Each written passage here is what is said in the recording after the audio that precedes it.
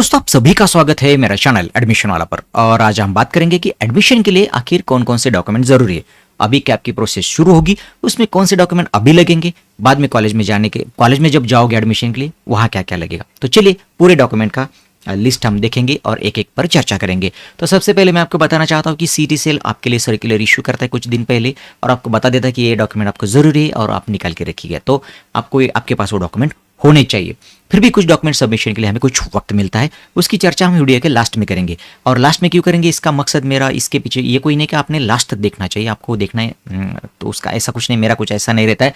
आपको जहाँ तक देखना है वहाँ तक देखिए, लेकिन पहले हम डॉक्यूमेंट के बारे में जान लेंगे, फिर उसके बाद में उसको कब तक हमें मिलता है टाइम, उस पर चर्चा करेंगे। तो चलिए शुरू करते हैं।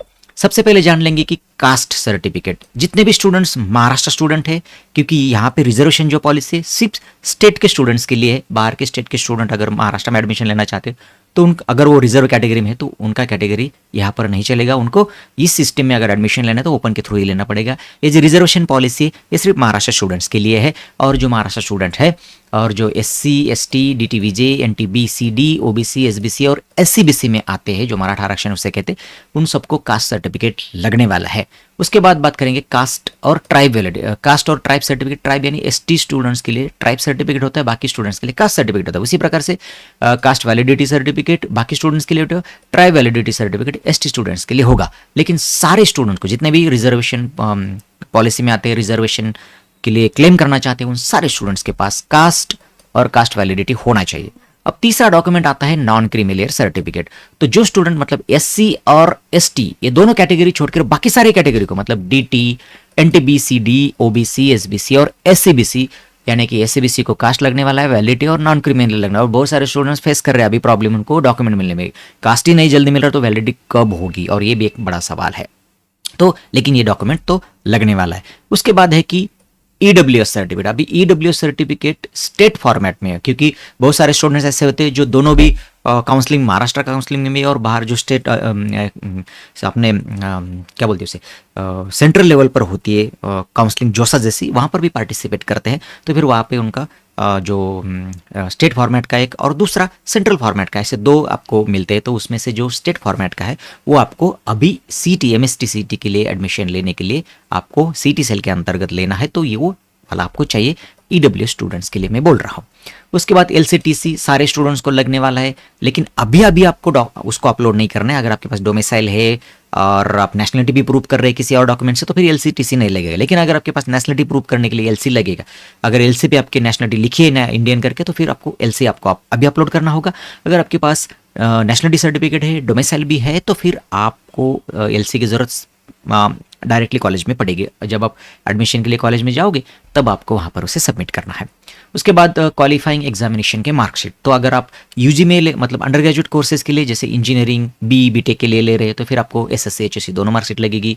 अगर आप MBA जैसे या फिर MCA या फिर PG MBA MTech के लिए एडमिशन ले रहे हो, तो फिर आपके पास SSC HSC SSC और फिर आपका ग्रेजुएशन का मार्कशीट भी होना चाहिए। तो जो भी आपकी क्वालिफाइंग एग्जामिनेशन होगी वह, और उसके पीछे जो बेसिक डॉक्यूमेंट है SSC HSC, वो आपके पास होने चाहिए, उनके मार्क स्टेटमेंट्स। और अगर आप PG के लिए जा रहे हो तो फिर UG का मार्क स्टेटमेंट और उसका पासिंग सर्टिफिकेट आपके पास होना चाहिए।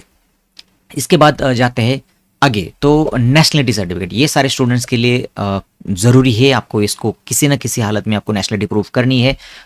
NRI OCI और फॉरेन नेशनल स्टूडेंट जो है उनको छोड़ के, लेकिन जितने भी students with in intake admission ले रहे हैं, मतलब जितनी सैंक्शन इनटेक है उसके अंदर जो एडमिशन ले रहे हैं इस कैप के थ्रू जिनका भी एडमिशन हो रहा है कैप के थ्रू, तो उनको नेशनलिटी किसी भी हालत से आपको प्रूफ करनी है। तो nationality document, nationality certificate issued किया है तो वो आपको चलेगा। अगर नेशनलिटी आप नहीं है, आपकी LC पर है नेशनलिटी मेंशन की, वो भी नेशनलिटी के अगेंस्ट आप अपलोड कर सकते हो, तो दोनों डॉक्यूमेंट चलेंगे। उसके बाद है डोमिसाइल सर्टिफिकेट। अभी डोमिसाइल सर्टिफिकेट किनको लगेगा, तो महाराष्ट्र टाइप A स्टूडेंट्स और B स्टूडेंट में कौन आएगा, खुद का स्टूडेंट का अगर खुद का डोमिसाइल है तो वो उसको लगने वाला है, या फिर उनके फादर मदर का। तो टाइप B में कौन आता है, तो अगर जो स्टूडेंट के पास डोमिसाइल सर्टिफिकेट है लेकिन उसका 10th और 12th महाराष्ट्र में नहीं हुआ है, ऐसे स्टूडेंट टाइप B में आएंगे। या फिर उसका 10th और 12th महाराष्ट्र में हुआ है लेकिन खुद का डोमिसाइल नहीं है, पापा या फिर मम्मी का है, तो फिर ऐसे स्टूडेंट टाइप B में आएंगे और उनको डोमिसाइल सर्टिफिकेट देना है।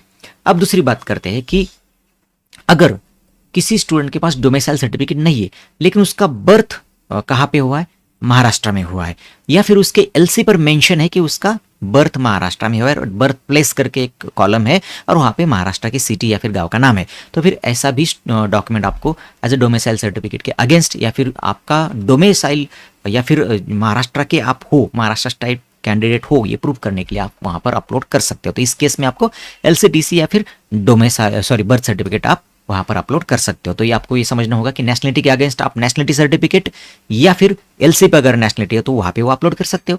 डोमिसाइल के अगेंस्ट अगर आपके पास डोमिसाइल सर्टिफिकेट तो अच्छी बात है, अगर नहीं है तो फिर महाराष्ट्र में हुई बर्थ सर्टिफिकेट है वो, या फिर आपकी एलसी पर मेंशन है कि आपका जन्म महाराष्ट्र में हुआ है, तो वो भी आप डोमिसाइल के अगेंस्ट अपलोड कर सकते हो। मतलब अगर एक एलसी पे नेशनलिटी मेंशन है और आपका बर्थ प्लेस है तो आप दोनों जगह पे उसे अपलोड कर सकते हो, कोई प्रॉब्लम नहीं है।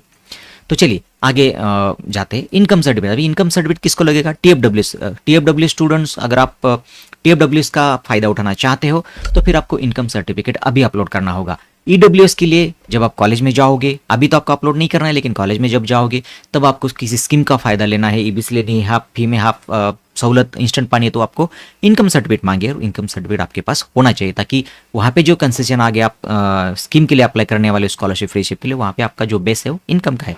और इनकम सर्टिफिकेट दिखाने के बाद हो सकता है कॉलेज आपको इंस्टेंट आपको जो 50% फीस का फायदा है वो दे दे, या फिर नए जीआर के अनुसार जो भी कुछ होगा वो आपको सहूलत मिले। उसी प्रकार ईबीसी वाले स्टूडेंट वो भी वैसे ही कर सकते हो और इनकम सर्टिफिकेट आपको निकालना जरूरी है। उसके बाद चलिए आगे जाते हैं। तो दिव्यांग सर्टिफिकेट, तो दिव्यांग स्टूडेंट्स के लिए दिव्यांग सर्टिफिकेट जो भी प्रोफार्मा इन्फॉर्मेशन ब्रोशर में दिया है, इन्फॉर्मेशन ब्रोशर का लिंक मैं आपको डिस्क्रिप्शन में दे दूंगा। जैसे आपके एडमिशन शुरू हो जाएंगे आपके पोर्टल पर भी वो अवेलेबल होगा, तो कोई बात नहीं, उसको ये बड़ी बात नहीं है, आप कहाँ से भी उसे चुटकी में हासिल कर सकते हो उस प्रोफार्मा को। लेकिन आपको दिव्यांग सर्टिफिकेट जो है वो जो भी फॉर्मेट उन्होंने दिया है, पिछले साल बहुत सारे दिव्यांग स्टूडेंट्स को उनका जो 40% है या फिर प्रोग्रेसिव है या नहीं, ये टेम्पररी है उनका, तो उन स्टूडेंट्स को प्रॉब्लम आया था। तो आपका परमानेंट डिसेबिलिटी 40% मिनिमम होनी चाहिए और ये दिव्यांग सर्टिफिकेट आपके पास होना चाहिए, ताकि आपको बाद में प्रॉब्लम ना आए और आपका एडमिशन कैंसलेशन जैसी नौबत आप पर ना आए। तो चलिए आगे डॉक्यूमेंट जाते हैं आगे के। डिफेंस सर्टिफिकेट, अभी डिफेंस प्रोफार्मेसी उसका ये जो सर्टिफिकेट्स है डिफेंस, और यहाँ से आगे हम डिस्कशन करने वाले वो सारे के फॉर्मेट आपको इन्फॉर्मेशन ब्रोशर में लास्ट में मिल जाएंगे, कोई दिक्कत वाली बात है ही नहीं।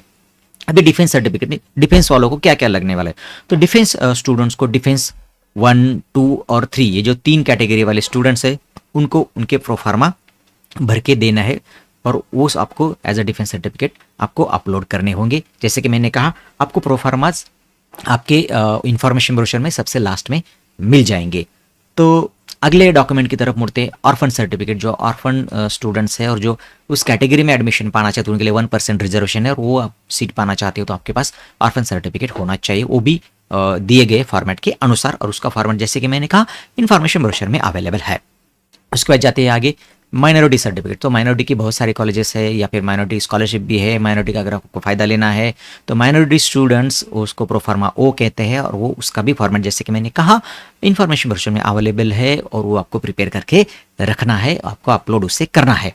उसके बाद आधार सबके पास होना चाहिए और होगा भी, मुझे लगता है होना चाहिए, क्योंकि बहुत सारी चीज़ें अब आधार से लिंक होगी। आपका एबीसी अकाउंट जो है एकेडमिक बैंक ऑफ क्रेडिट्स का, वो भी अब एनएपी 20 के अंतर्गत आपको कंपलसरी किया गया है। और अगर आप ऑटोनॉमस कॉलेज में जा रहे हो तो आपको पहला वो निकालने के लिए वो बोलेंगे ये लोग, क्योंकि अब उनको कंपलसरी हो गया है। तो ये सारी चीज़ें आधार से लिंक है, तो आपका आधार कार्ड और इस साथ साथ इसका भी डिस्कशन कर लेंगे एकेडमिक बैंक ऑफ क्रेडिट्स का एबीसी आईडी भी आपके पास होना ज़रूरी है। सारे स्टूडेंट्स के लिए ये भी एप्लीकेबल होगा और निकाल के रखना आपको होगा। जब आप एडमिशन होगा आपका तब आप उसे क्रिएट कर सकते हो, उसमें ज़्यादा समय लगता नहीं है, लेकिन ये आप ध्यान रखिएगा आपको ये करना है। उसके बाद प्रोफार्मा है G1 G2, ये Karnataka and Maharashtra state border के जो स्टूडेंट्स है महाराष्ट्र गवर्नमेंट ने जो आइडेंटिफाई किए हैं विलेजेस या फिर शहर्स सिटीज़, तो वहाँ के जो स्टूडेंट्स हैं उनके लिए जो महाराष्ट्र में एडमिशन पाना चाहते हैं उनके लिए ये प्रोफार्मा है, और लोग ये भर के देने के बाद एज अ महाराष्ट्र कैंडिडेट करके वो एडमिशन के लिए पात्र होंगे।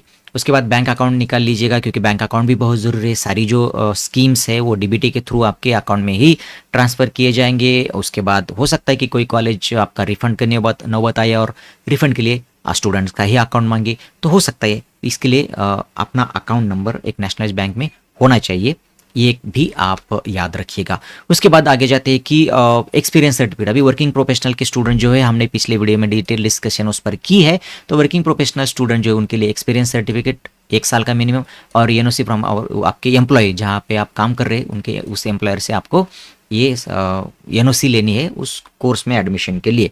तो ज़्यादा से ज़्यादा डॉक्यूमेंट हमने कवर करने की कोशिश की है, कुछ रह गया है तो आप कमेंट्स में बताइए, हम सबको बताएंगे। उसके बाद सबसे महत्वपूर्ण सब्जेक्ट हमारे लिए ये है कि कौन से डॉक्यूमेंट सबमिट करने के लिए आखिर हमें कितना समय मिलता है।